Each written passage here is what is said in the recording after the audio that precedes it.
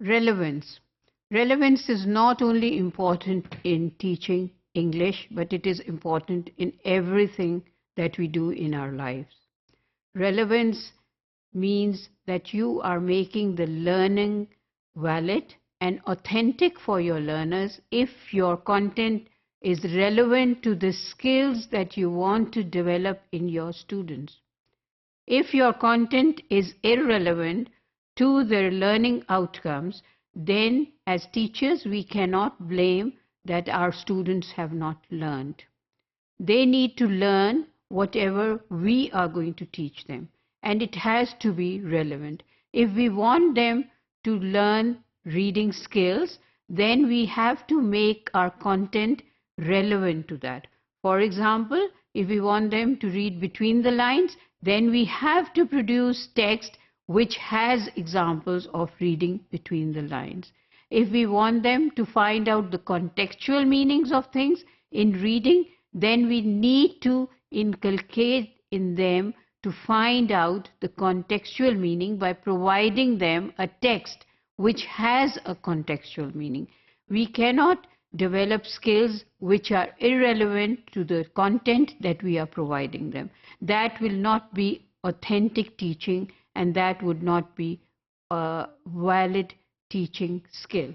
So whatever methods we want to use, they have to be relevant to our teaching skills, and what all we want to develop in our learners, they have to be relevant to that. If we want them to use natural language, then we have to provide them natural language. If we want them to develop a skill of using unnatural language, that means we should provide them with that text. So we should not be expecting what we are not teaching to our students. The relevance is a very important factor to get good results. For example, when we ask our students to read and we are not really paying attention and we are not really developing the focus of that reading material to be understood by our learners, then that exercise becomes futile. The learners are not going to learn the language. They are not going to respond to that language. If later on we are asking them questions on the text that we asked them to read, but there was no relevance of developing the skill of understanding that language, of comprehending that language, of understanding the background of that knowledge, then we are asking for too much. We are not being fair with our students when we are asking them something which was irrelevant to the skill we want to develop in them. For example, there are many cases where the teachers, they design an examination paper without any relevance to what they have taught to their students. The examination paper has open-ended questions, and the students may write anything that comes to their mind. It does not focus on a particular skill.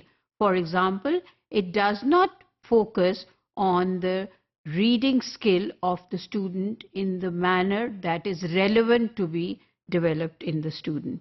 They are just asking the student to read, and out of that reading, they are just marking of the reports or the evaluation tests that they conduct, and that is the meaning of reading marks for the students, that he read loud, whether or not he understood the reference to it, whether or not he understood what was written as contextual in the paragraph or whatsoever.